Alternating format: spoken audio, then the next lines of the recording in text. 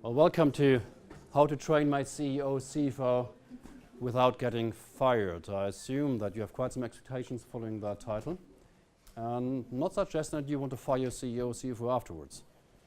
The reverse. So, still suggesting that we might need some sense of humor through that presentation of that talk. Warning you as well that since my 15 years in the UK, my sense of humor has slightly changed. It's no longer Germanic, whatever it is, but you will find out anyway. Now, so let me start, before we begin, really, let me just mention, I went through the program and I saw this picture with the pussycat and the tiger. And seeing that I thought, really, I shall commend you for being here in the last session. And as I say, we keep the best for last. I'm just saying so. Let's see whether it's the case. And the pussies have gone home, the tigers are in here. Okay. And you might need your teeth in your work, on line of work with either internally in the company or outside with some of the people that you encounter in your line of work. And I'm sure those that are savvy IR officers here, you can relate quite some stories and anecdotes of not necessarily survival, but of fierce battle in the capital markets. Now, what can you expect today? The programs are just a few things. And just to mention, if it's okay for you that I present some ideas and some research-based knowledge from Oxford and Harvard that I may share with you, based on the questions that we had here, how to intervene when the leader is blind to his own impact. Is that of any relevance to you in your line of work? Some leaders that you may have encountered or heard of, not necessarily yours, you're all good, that are blind regarding the impact they have? If you have, yeah, quick sign of hand for me so I know I'm the right picture here. Okay, up to you. And then it says here, how to tell the boss what to say and what not to say. Now, this is not only referring to investor meetings and presentations. That is more in general. You had that situation at times that you wanted to kind of kick your boss when they said something they shouldn't have. Yeah? Happens at times, maybe. Yeah? And all in good faith, of course. Yeah? We all love our bosses. Yeah? Just checking. And how can we influence bottom up without being too directive? Now, that's an interesting point, particularly when we talk about coaching. Before we go into that, actually, let me ask you, who has an idea what coaching actually stands for? Theoretically, yeah? Improving skills and business. Yeah, there could be training as well, but coaching comes in that line to a degree. Now, coaching should be a way of helping the individual who is coached, the coachee, to develop him or herself to be better in whatever they want to be better. That's just so general, the jargon for that. It is, however, used in the corporate field very much when it's the line manager coaching, telling you what you have to do in a way that you understand you should do it without being directive. That's bottom-down coaching. So nothing else than just the boss is telling you in a nice way what to do. Now, when we say bottom-up, we're reversing that and saying, okay, how can you tell your boss what to do without being too directive? Because when you're directive, you might have experienced that. Do they like it? When you tell them directly, okay, I got it. No. We have a few topics here that we have to discuss, so I would like to show to you. It's a lot that we can go through. I want to tailor that as much as possible to you. It's based on a training course, which takes more than a week. So we have less than an hour to give you some insights. And the main thing really is for you to get some awareness of what is going on, widen your understanding of how your bosses operate or how you operate as well, how your team is operating. And when you get that clear, you are in an advantage because you can already predict what the reaction may be when you influence your boss. Okay? Sounds cool? So would it be beneficial for you to learn ways to read your boss quickly and easily? Yeah? Show of hands, that's good? Okay. Would it be beneficial for you if you can also find ways how you can, I wouldn't say manipulate, but influence them in a way that is beneficial for the company, for your boss, and for you? Yeah?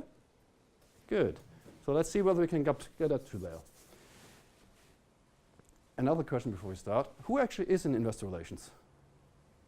Okay. In the sense working for a company and not necessarily for a vendor or service provider? Okay. Any journalists in here? Okay. So whenever we say something is confidential, it stays in here. So look at him, see him. This is the face. Okay. If he can vouch for that it didn't come from him, there was some anonymous journalist in here. Any CEO, CFOs in here? Service provider?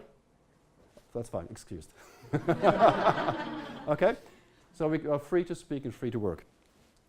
That's a bit of a philosophy behind the Chief's Jester, working with the chiefs. The air is quite thin on the top, usually surrounded by backstabbers and yes men or women. No one to talk to really, no one to trust. Well, that's a bit of the jargon behind, like the kings of old. Anyway. Now, this is from the sources from Bloomberg about the role of investor relations as it has evolved over the years in response to the demands of the markets. The key word is down here. Prepare senior management to respond to whatever is going on in the markets or whatever they have done wrong in the first place. Okay? So you have to prepare them. And that's quite a challenging question because you're never aware that quickly what has happened. You're always a little slack behind, isn't it? If you could predict everything, that would be so easy, but unfortunately, we are very often in the responding side of things. So therefore, we need to have measures in place that we can respond quicker. And a lot has to do how quick our CEO and CFO can actually take on board what they should do. All right? So in principle, let's say they all know what they should do. Just about myself a little bit. That little picture of that handsome guy there, it's me a few years ago. I think it was 99. Anyway, time goes back. That's a bit of back on myself. I wrote that book here on self-coaching, Step Out, Step Up, Stand Out. Another one I'm writing at the moment, The Expert Life Coach. So whoever you is working abroad or coming from abroad, working here as an expert, that's a bit of a guidance how life could be much easier for you, coping with the issues everyone is facing, just in more detail. And of course, I'm looking at the whole IR field, which is a field that I'm totally excited about, and tell you why. Because investor relations as a cultural phenomenon is so exciting. Just you as you hear in that mix that you are from your own personal backgrounds and histories, each and every one different to a degree, different functions you may have had. Quite a lot of analysts in here maybe, but other fields as well, together in this harmonious community that we call IR, which was easy to see and observe last night when we had a little gathering. It was quite long as well. Anyway, oh, it's good. And I love this environment, this vibe. Thriving in it. Change is an important aspect. Here are some quotes that my colleagues at Oxford were kind to provide. Of course, we have Winston there. They always go with Winston for whatever reason, who said there's nothing wrong with change if it's in the right direction. Now, that's a good question for you in investor relations. Who decides on the direction your work is going in IR? Now, let's look at this a bit more strategically. TRAIN is an acronym, by the way, and R in TRAIN stands for reality. What is the reality that you have in investor relations? Let's say that's the organizational chart of your company.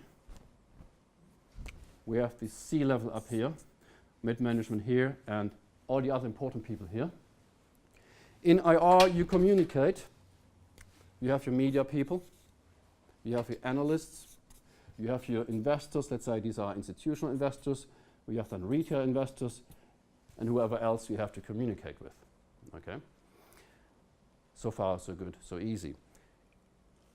Looking at that picture, just a question. Because the title here is about money, right? Who here thinks that they're paid enough for what you're doing? You paid enough? You might change your mind. I'm saying so because what your role really is, I think it's one of the most exciting roles in the corporate world. You would say that you may be in an assistance role, so IR here, in an assistance role to the board. But also, you are here, and you are here, and you are here, and you are here. You are actually everywhere. To do that, you have to know this, and this, and this, and every function of the company and all the data. Am I right? So what happens if you're not there? What happens if you're not there? So I'm asking you, who's the most important person in your company? Just thinking about that, to get the balance right that we have with the board. Don't tell them that. But it shows how key you are, how important you are, which might give you some bit more backbone or self-confidence in what you are doing, or where your role should and could be developed within your organization. The stronger, the better your IR position is, the better you can work. Agreed? Okay. Now, the players you have in the market, of course, throw at times curveballs at the board. And why is that? So you have your board, they present the company, and then you have your journalists, you have your analysts, all asking questions. You prep your board for those questions and everything goes smoothly, right? Why do they throw curveballs? Why do journalists ask questions they are not supposed to ask? Because of course journalists are keen to get stories and anecdotes, and they want to put these guys under pressure so that they don't answer from script but from heart or from whatever else they get the information from. Same here with the analysts, because they go to detail. That's why they're called analysts at times. Please excuse if you were one. And you have to go into detail to dig the roots and the grounds of your investment you want to base your decision on. Question here. Are these investors basing their decision on facts? No. Oh, what a surprise. Okay. Still, you have to present facts and data. But imagine a situation, you have a roadshow and you go to, let's say, America Fidelity, and they have these many fund managers, these many funds, and they're all very specific in whatever they invest. And you're one of many companies doing exactly the same thing, right? And very often you are in a homogenic market. There's not much difference with the data that you have. Your market is the same, your product is kind of the same, the size may be the same. So there's the investor who has the problem, in whom do I actually invest? It all looks the same if I listen to my analyst. So they have the duty to dig deep, to unbalance those guys so that they reveal what they shouldn't reveal. Compliant or not, doesn't matter to them, right? Am I on the right track? Good. So in other words, they need to be prepared, and what can we do for them to do what they should do so that they invest here? It's how they get over and get across, which is our communication people that train them to do that in a way that hopefully works. But we know also that investors have certain things in mind, and in common, they're all humans. And humans, same as our board, they have certain ways to perceive information and to make decisions, which is, although we live in the finance world, you would think they do a lot of logic. In NLP, neuro-linguistic programming, we call that auditory digital as processing information. But in the end, the decision is usually kinesthetic, so emotional. Right, let's go into how changes may affect your work and what we should do. This is the acronym. We're looking at these very briefly and pick on those acronyms, these areas that are most important for you. Main thing here today is to help you get an understanding what's happening with those people that you're dealing with, your board, but also your colleagues, and maybe you may have a look at yourself. Is it okay for you if after this session you may not look at your boss the same way as you do at the moment? You actually might understand him better. Reality first. The reality, we start where you sit. Talking about money and investor relations, that is a research done by the company Rivel in America. Impact of IR. They asked buy-side analysts and investors, is IR actually relevant for your buying decision? You have in Europe, they say 74% of the buy-side says yes, IR is very important. Only 5 say not sure. 21 said no, we don't bother about IR. Nice reports, but who cares? In the UK, even more important, which shows your role is key. What you do is key. And it affects the money, the value of your company, actually up to 10% as a premium on top of what the actual value is. Interesting, huh? Again, use that when you have your negotiations for your salary increase. Talking about boards and whether the board is correctly positioned. That might be an issue for the long-term thinking in your development investor relations. You know the picture of life cycle and phases. It's very basic economic studies. And here in this case, we want to look at the personality of the CEO and CFO. And a lot of that has to do with the right person for the right job at the right time. Who here is in a startup company or recently a young company where the founder is still on the board? Anyone? Oh, you don't dare raise your hands, yeah? Okay, cool. It's a classic situation. Company starts here. Oops, wrong button. The company starts at some point in time, right here, in the youth. The founder is still there, the personality, the driver, charismatic leader and all that. At some point in time, business slows down a little bit, and here, in that phase, the founder is completely out of order. Where we need a change in leadership.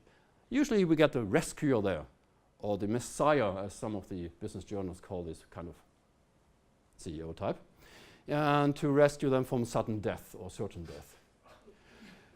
we have a different CEO here then who is mostly remaining the CFO, who is then just closing the books. To get it clear, we then have very often the major investors suggesting another CEO, and the current CEO then possibly gets promoted to chairman. But all that, these processes take a while, there's a lot of tension in there. Can you imagine? Maybe you have experienced such thing. Sometimes M&A happens here, we have two different boards merging together, and usually they care SHIT about what happens down here, because they have to secure their own boss and their own job first. Is that so? Now in all that, you, as IR person, you have to juggle with all these up here, so that they, whatever trouble they cause with each other, amongst each other, and down here losing all the stuff because they vote with their feet, go to the competitor, you have to still make peace and get your message across that everything is good, right? You have an exciting job. So all that is source for conflict, and we may have quite some toxicity in this area where you may be kind of the punching ball at times. You soften the blows to the outside world. Okay? All this is only scenarios. How do bosses or you, by personality type, cope with that? Who has heard about MBTI, Myers-Briggs Type Indicator? Do you know your type? Yeah? Okay. It's interesting because by the show of hands, not many do actually know MBTI. MBTI stands for Myers-Briggs Type Indicator, based on Carl Jung's work of the archetypes of human personality. A little bit developed on further, and is claimed to be the leading psychodynamic, psychometric tool in the world, particularly for corporates, to understand how the staff ticks. Interestingly used. Not to be used for recruitment, they say. They say also that the type indicator, the type itself, is innate. You're born with it and you can't change it, which is actually wrong. You can. I have done it with clients, so that's possible. And it's best of all, foremost, it's a guideline. And these are the different types that we have there. When you read top down, ESTJ will be one of the 16 types. Opposite of that is INFP. And that characterizes different personality traits or preferences like extrovert, introvert. You have heard of that. Yeah?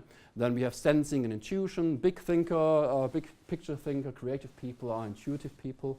Those that follow processes are more the sensors, then thinking and feeling. Thinking people have sometimes issues getting other people's emotion, or when you say client or staff welfare is kind of a thing they don't comprehend. Not that they want to, they just can't. It's not in them. So talk to a CEO about the impact they have on staff. They don't get it unless you use their language. That's another point. Language they use. People that are ESTJ use a different language than INTJ, different words, different structure of words. There's just some examples here how they work with the outer world. Not that important, that's an example. I'm using the ESTJ, extrovert, sensing, thinking, judging, because that's the predominant personality preference that we find in Germany, in the UK, and in America amongst CEOs. CFOs are mostly ISTJs. By the way, the Queen is ISTJ. Just to mention. So what is the positive side of an ESTJ? They are outspoken, they are realistic, they are objective. At least they think so. They are clear, efficient, they are very self-confident, very organized, assertive. They take charge. Well, that's the CEO, he's taking charge. He's responsible, he's a matter-of-fact person, or she. On the other side, what they don't like, that sets them off. They hate change. They don't like to be challenged. They have a bottom-line approach. If that is challenged, they don't like it. That's not their way of doing business. So if you approach them, consider what they like, what they don't like. They hate uncertainty. They hate indecision. Inefficiency, oh dear. They love to have control. Okay? So as you know, one thing is to make sure that you understand their personality type preference. Once you know that one, you can play with these according to your advantage, providing information so that you give them certainty. They love you if you give them certainty. If you give them uncertainty, they don't love you. Your word in IR is certain or uncertain? Uncertain. So that makes it a bit difficult for you. So if you manage to get the uncertainty and reduce the uncertainty for the boss and make it more certain, or actually you make yourself the person who provides certainty, you have a very good position with your boss, right? Cool. Here's a good example of an ESTJ. The supervisor, practical, realistic, matter of fact, decisive, quickly, move to implement decisions, no matter what. It takes care of routine details, set of logical standards, systematic approaches things. Another known example is this gentleman here. And we know they have their flaws. Okay? Yet they have a lot of power. So how to deal with people that have that kind of influence, that are that powerful? When you, for a moment, think about your board, your CEO, your CFO, if you deal with CTO, technical officers, and your operating officers, and whoever else has a C in front of his title, just think about those at a moment in your head and think about their personality traits. What are their strengths? What are their weaknesses? What sets them off so that they might be even explode in your face? Does it happen? No, never. What irritates them? What do they like? What is their strength? What works well when you talk to them? What doesn't work well? Circumstances, situations, words that you use. When you get these characteristics, you get an idea in the end what works, what doesn't work. So reflect on these experiences that you have. Now here's some characteristics to look at. Let's talk about a narcissistic leader. It's a bit small print because so much I read it out, the key points for you. He has a grandiose sense of self-importance. Some of your bosses have that? Grandiose sense of self-importance. Is preoccupied with his success, with power and brilliance. Otherwise they wouldn't be CEO, right? Some actually requires excessive admiration and might be jealous if they don't get it, which could be a problem in your board. Oh, this one had a problem as well. In your board, when you have your CEO and CFO not being head-to-head, if they have quarrels about their importance in the company, who rules the show, who is responsible for what, you may have that at times. Do not get into the firing line. Stay away. It's not worth it. That's a classic. Disregards the feelings of others and lacks empathy. Feelings may not be a quality that is appreciated on board level. Is that so? And funny enough, I read this article here in the Börsenzeitung, Industrial Relations inlay, about positive effect personeller Vielfalt, variety, talking about having more female managers on top. So still we're talking about gender difference. At least you have 30% in top management roles with the effect of more punctuality in board members' meetings. That's interesting. Yeah, great, great. So it's sad that we still have to talk about it, isn't it? It's sad. I agree. But then we might look at and personality types. That's an interesting one. We can discuss that later. Would love to. We said that early on, most board members, CEOs, are ESTJs. It is said that many female managers are not necessarily ESTJ, but have more the emotional side, emotional intelligence and all that. Brackets, nonsense for some situations. Now, to make it in an ESTJ environment, and now I'm talking about the German culture, the German business culture, that one is ESTJ as well. Can someone make a career as a board member other than being ESTJ? And if that one may be a different personality type preference, would they have to act as if they are ESTJ and are even worse than ESTJ to make a career? Now it's getting a bit more complex with our analysis of our boss, right? But we have to look at gender differences. We have to look at cultural differences. When you go on roadshow, for example, and you go into countries other than UK or America, say Asia, what is the dominant culture there in personality type? How do they do business? And I'm not talking about how you give your business card and how you greet and how deep you bow. Of course, you need to know that too. But there's more to that, which includes eye contact, which includes the respect, how you give it, the words you use. Again, they use different languages. I'm not talking about English or Japanese. I'm talking about the words you use in the sentences you use within your native language or not. And that's a good one here. Reacts to criticism with anger, shame, or humiliation. Telling your boss what they should say or not say, do or not do without getting fired. Now, if you phrase it in the way that it sounds like criticism, how will he feel, or she? Ashamed, humiliated, and the response will be anger. So knowing that, being aware of that, means you do it differently. You find different ways to do that, and we figure out how. The noxious leader, this is by Harvard University. You have to look at character, background, his sense-making processes. So what processes is the person running to come to a decision? Not every person has the same process. Not every person is big picture. Not every person is a detailed person. So when you have a big picture person, you talk to them in detail, you have lost them in the first sentence. If a person is a detailed picture, i.e. an analyst, and you talk big picture to them, he doesn't get the answers he's seeking. So the communication is a loss. If you want to tell your boss, who's a big picture person, what to do, and he's only about strategy, and you tell him the details of a presentation and the details of who is going to see and what they want to hear, you have lost the person already. Okay?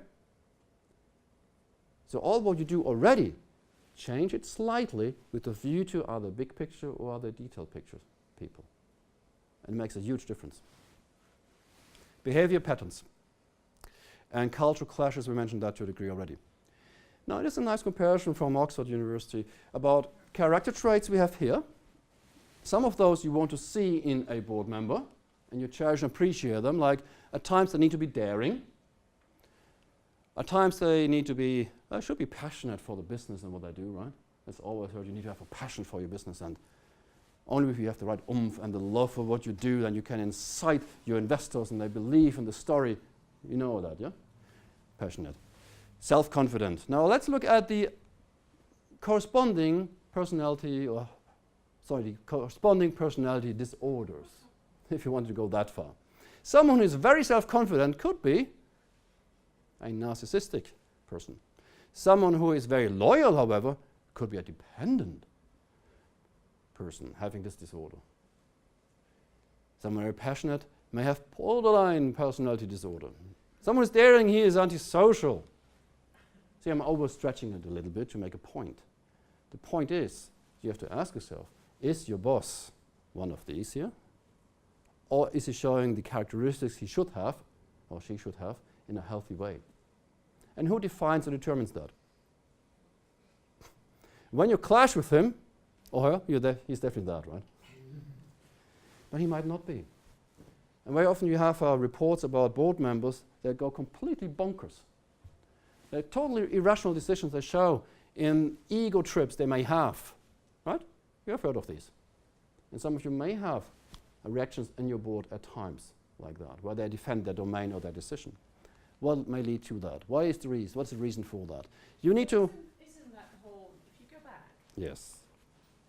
you know, I think a lot of CEOs, CFOs might be living in a bubble sort of at the top, so they lose touch with that. So to put them in the personality business might be a bit too far Of course. off. It's far-fetched. You know, I think it's also going with, you know, who do you have around you Yeah. and how do they get other people around them. Indeed, indeed. So I'm just widening your horizon of looking at things to, well, it's controversial, right?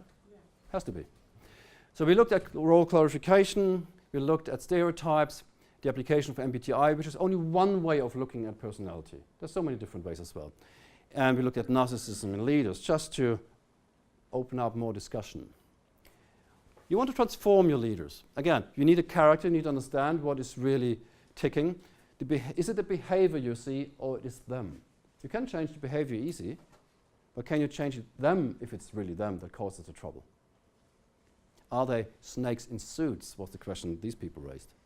The background might be important, the upbringing they had, the education they may have, the culture they grew up in. If you understand their background, you understand them, which means you know how to deal with them. So you may have to do some research in your boss's background. I'm not saying ask a personal detective to dig. I'm not saying that.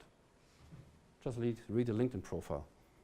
Who has read your boss's LinkedIn profile regarding their background story? Okay, interesting, huh? Very simple. And how does he make sense of the world around him or she? Now this is something that you may know when you have had a coaching session once. Many coaches work with the wheel of life, as they call it, where we're looking at different areas of life, career usually. This is where companies, when they employ coaches, ask the coach to work on.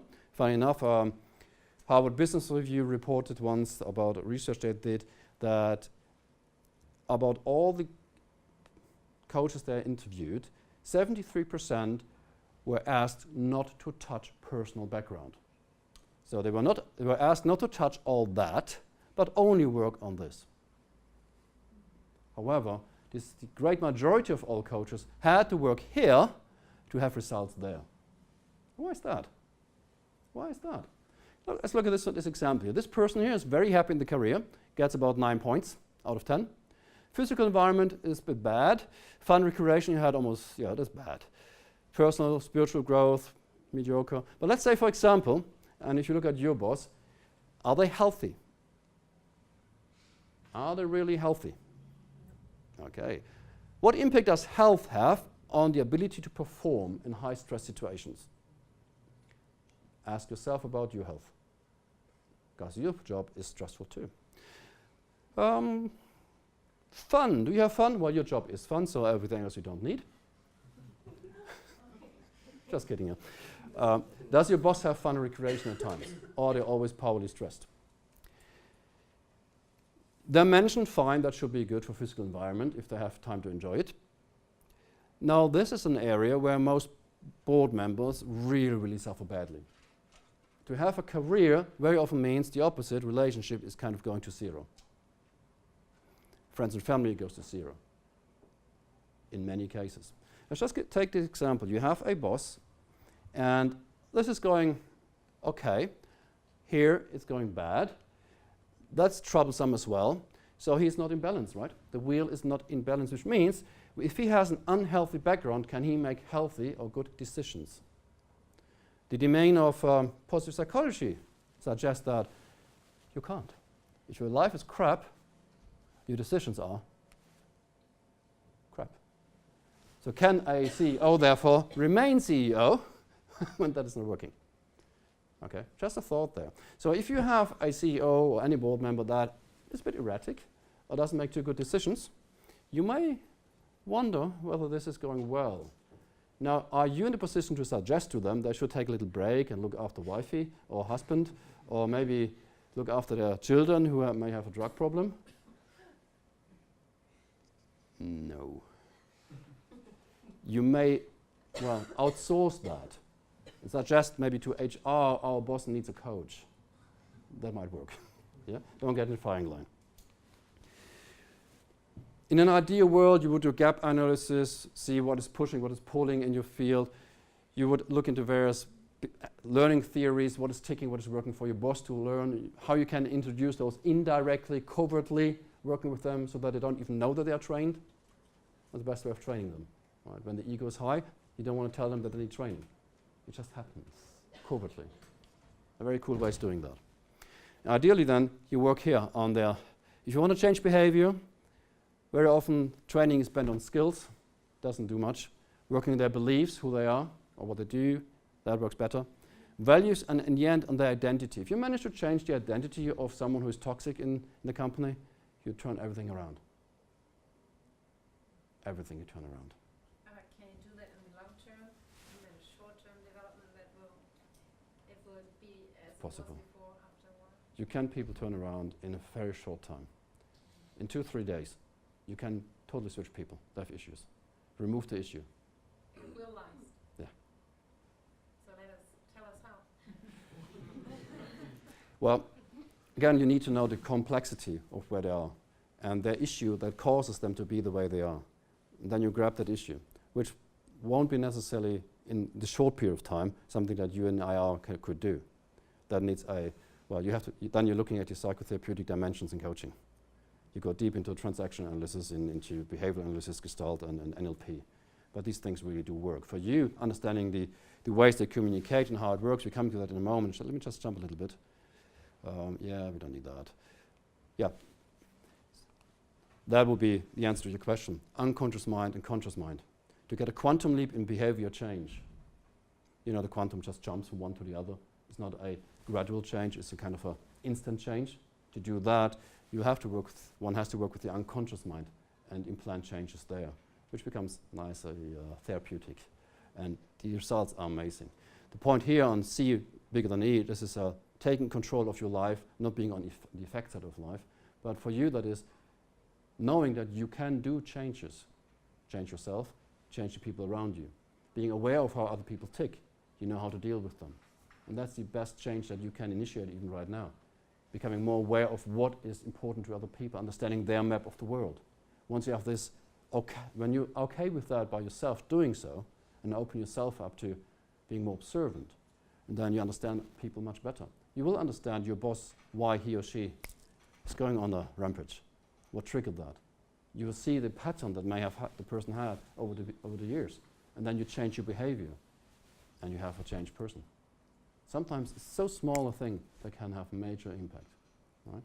Of course, you have such a complex environment, finding the right angle, and then it works. In the end, just act as if it works, and it will. The way you can work with that, you have to negotiate these things at times. And my view is the less obvious you do it, the more covertly you work with them, the better the results. For that, you need to know what is really pulling and pushing. Let me just explain to you this communication model. Have you been introduced to that before in any time in your career? Yep, good. Now, something is happening over here, which is an external event. The person here, let's say that's your boss, you tell him something that has happened, bad news, good news, whatsoever, or something totally neutral, and this person hears that and sees you telling that and the way you speak to them. And of course, they get information and then they filter it. The internal filters are based on their beliefs, their identities, their values, and the behaviors they have. Everything the way they were conditioned since childhood. May be varying from, even within genders, it may vary within cultures. So every person here is different, yet many of us have similar patterns. So as you know that these filters play a role, how your CEO, CFO, or your analyst, or your investor, or your colleague, or yourself will work with external events like information, this or that may happen to you, then you have an idea that people come to different outcomes when they hear something. Therefore, people have different reactions on things because they filter differently. You with me? Oh. So that may, what you see, hear, or feel, and then you also say to yourself, has an effect on your personal state and your body language, which helps you if you understand how they actually filter it. Your body gives, well, it's the window to your understanding, to your unconscious mind. So looking at you, I see lots of question marks, which is good, which is intended. Now from that, I only can encourage you, be more open, even more open as you're already now, being here, and dig deeper, research this topic. Because when you understand what these filters are, the beliefs the person holds, the values that your boss has or your counterpart on the investor side, and you can play on them, then you can influence them. Knowing what is important for the other person, you become their best buddy. You become their best IR person ever in the company. You become the best colleague. And then speak the language they speak, whether they prefer to see it, hear it, or feel it. Because you know, people have different representational systems, as we call it. Some people are auditory. You can show them pictures, they won't grasp it. But if it sounds good to them, they understand it. That's the kind of language you use. It makes a big difference. Now that's one that I love. Transactional analysis, the games that we play. You see here on the left hand and right hand side, the same picture. We have parent, adult, and child. So that's person A, person B. So that could be you, that could be your boss, or could be an investor, and you're communicating. So you ask, for example, what's the time? In your case, you would ask some investment-related question or market-related question that your boss should do or make a suggestion what you should do or not do. And your boss says to you, I know it, why are you talking to me? I know all that. What did you do? Did you talk to you on the same level or did he talk down on you? Have you ever been talked down by your boss? No? Let me just give you an example. Roger, a board member, CEO, advanced in age, a very senior personality, went to see a larger American investment house. And in America, the fund managers can be very young, right? And this fund manager, male, looked very young as well, so as if he hadn't finished puberty yet. And the senior CEO saw him and addressed him with son. He wanted to make rapport. I mean, good idea, wrong way. And this young lad who had to make his point and stand his grounds and earn his place there didn't like it. Did he invest? No. Could he buy the whole company? Yes. That's how much money he managed in his young age. So the board member was talking down to the child of the fund manager. Had he spoken this level, if they had had an adult conversation, that would have worked well, because the fund manager liked the data, but he wanted to get the rapport right, which was destroyed by talking down, by being father to the fund manager. Now, when you, for example, with your colleagues, say you're the senior IR and you have a younger person working with you that you're also training, mentoring, and you may father or mother them, that might not really work, right? They might not like it. Do you like it when someone who is either your senior or the same level and knows something maybe better talking down on you as if you're a little young nincompoop? You want to be respected. Do you shine when you're respected? Do you put more effort in when you're respected on the same level? How would you react when your boss talks to you and shares your opinion and asks you for something, says, well done, that's what we need? Right? How often do you have that? Okay. Now, what you do when you find yourself in here, and your boss does that constantly because he's the CEO, father of the company, Big Daddy or Big Mama. How can you bring them up? The first thing is, don't act like a teenager. That's the first thing. Don't take it personal. Don't act like a teenager stamping your feet. I want to be respected! Doesn't work. If you can build rapport with a sense of humor, okay, Dad, it can work at times. With a wink. Give him an article about transactional analysis. That might be good too. There's subtle ways you can do that. Or just accept that the person is the way it is and gradually develop it. And it will work. These things at times take a lot of time, but it's worth it. First step is for you to understand what's going on. And then work with it. Work with it to your advantage. You don't need to totally radically change the person. Change yourself first, and the rest will be so much easier. Influence. The language that you use, the representation system you address, whether they see things better than they hear to process the data or the information, or whether they feel it. Most people make the decision in the feeling section, the emotional section, kinesthetically, although they analyze it at first.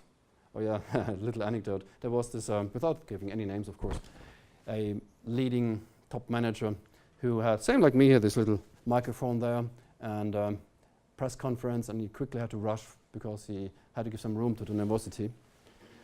And microphone was on, and he didn't like media people. He hated them.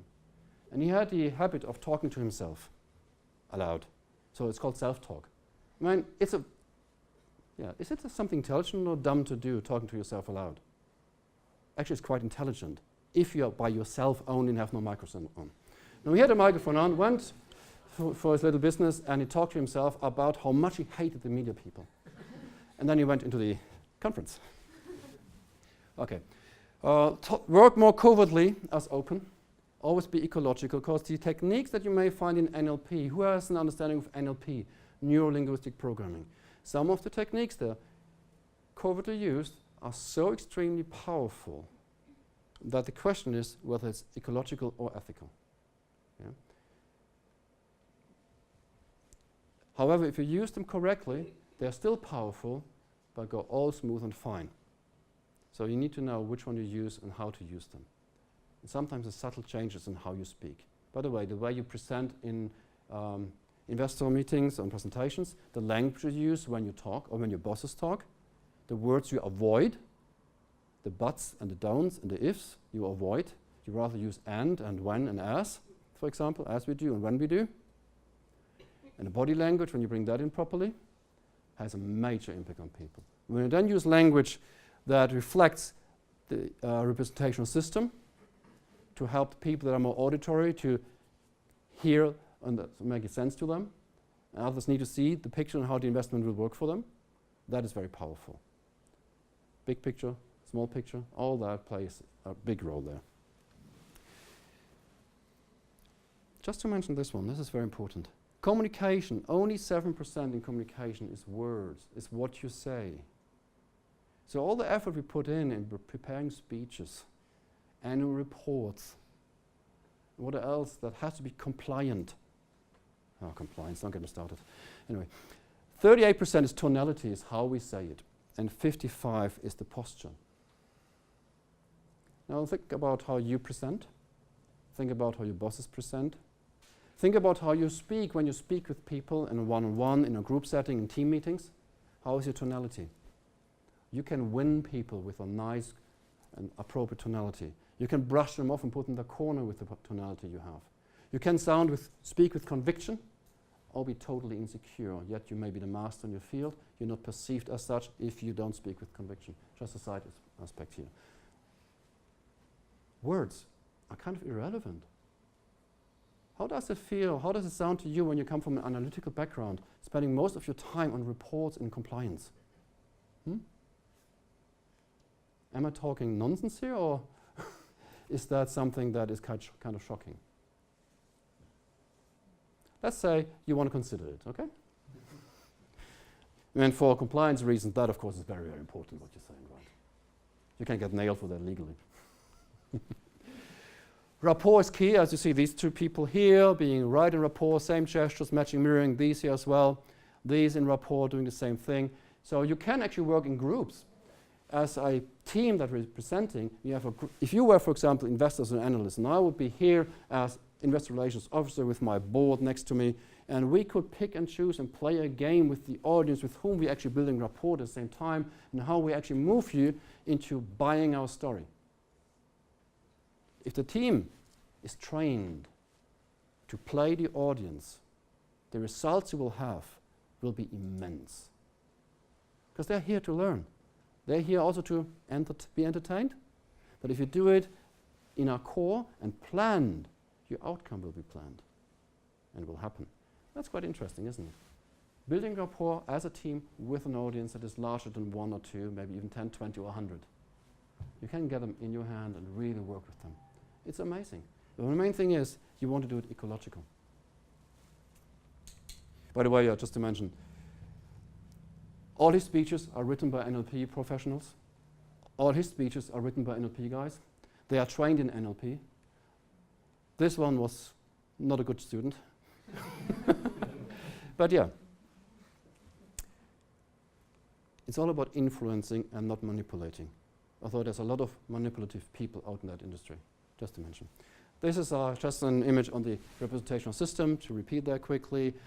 Key thing for you to take home. Take it on board, please, what I've pinpointed.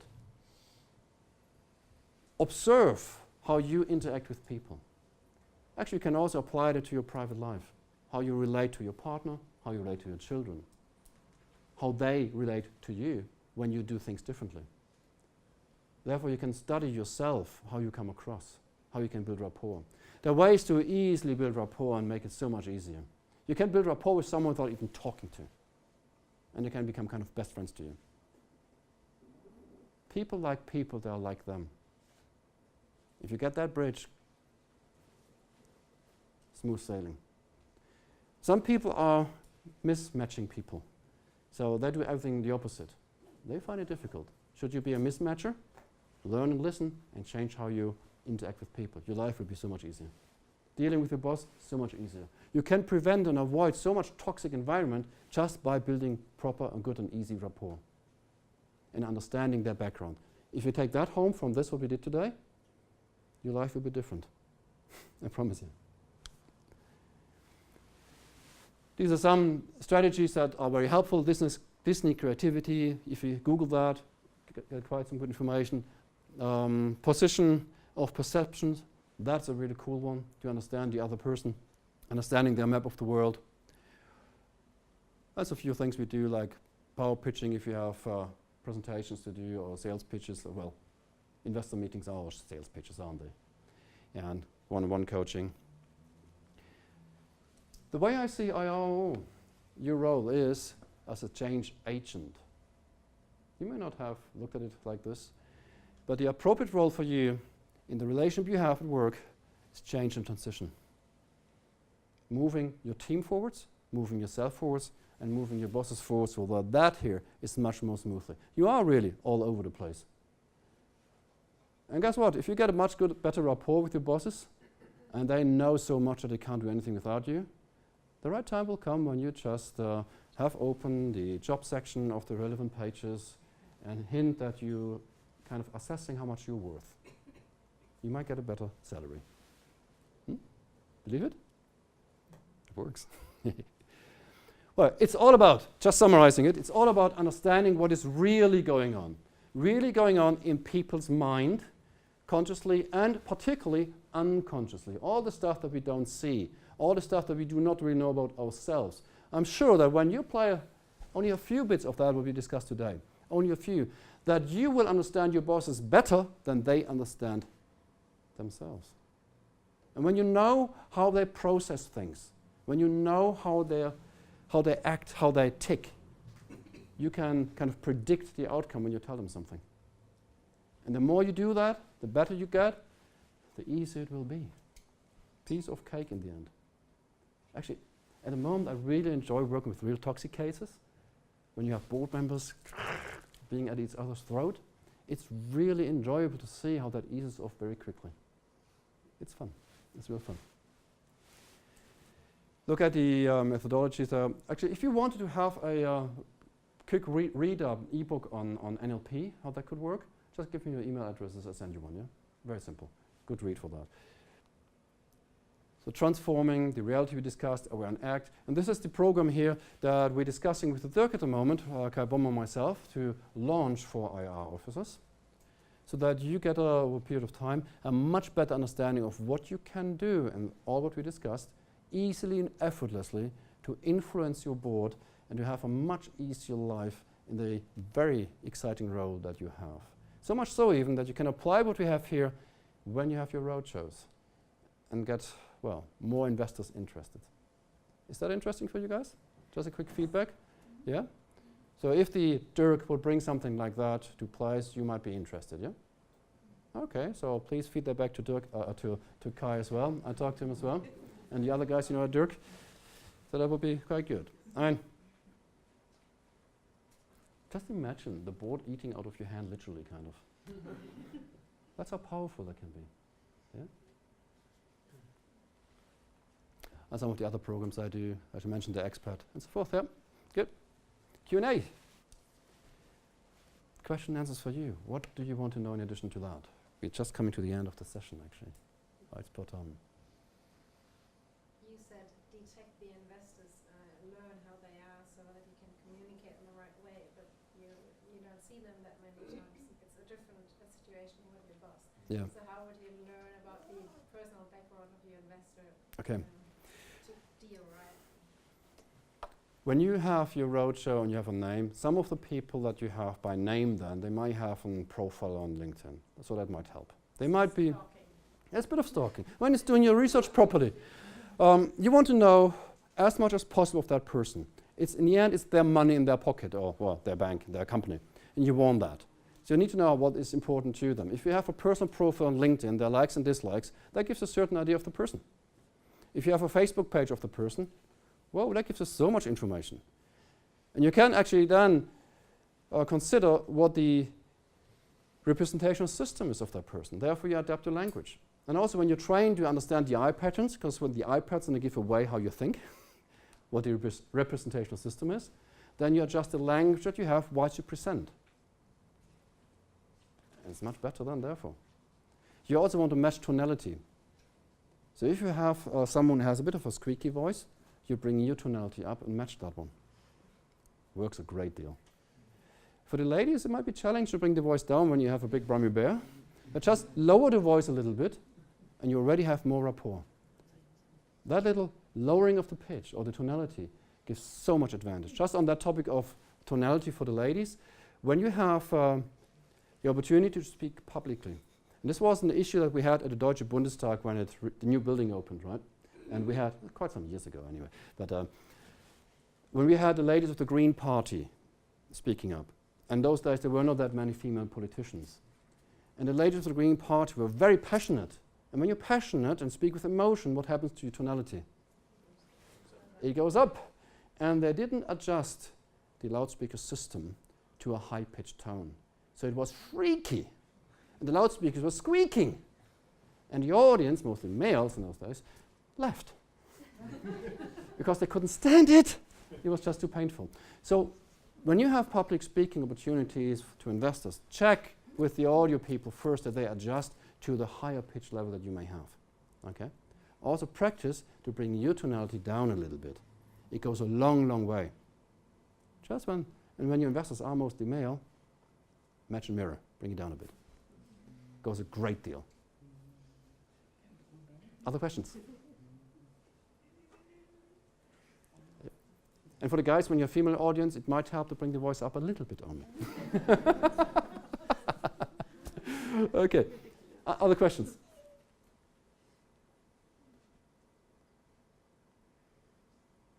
Okay. Final anecdote. Again, a senior officer of a company, CEO, founder, personality, one who was called in his company Herr Direktor. Yeah, he always like Herr Direktor, and some people actually did this, Herr Direktor, good morning. They still had that at that time. So he also went to America, I love these American stories, and had a young fund manager. This young fund manager was very kind and very happy to see him, was fairly new in the job, and was keen to win him actually invest in the company. Again, he had more funds available than the company was worth. Come in. I know I have to finish now. That's cool. And the conversation went very nicely, and Bob, the fund manager, invited George and said, "Hi George, nice to meet you." George was always addressed as Mr. or Herr Direktor. How dare he call him George? First name. Big red hat, steamy, went out again. Of course didn't get an investment. Some of the little anecdotes that happens at times with board members, right?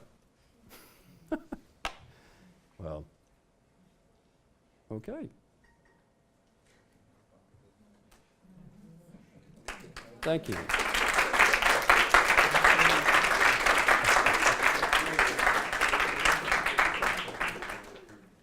So please feel free to contact me there.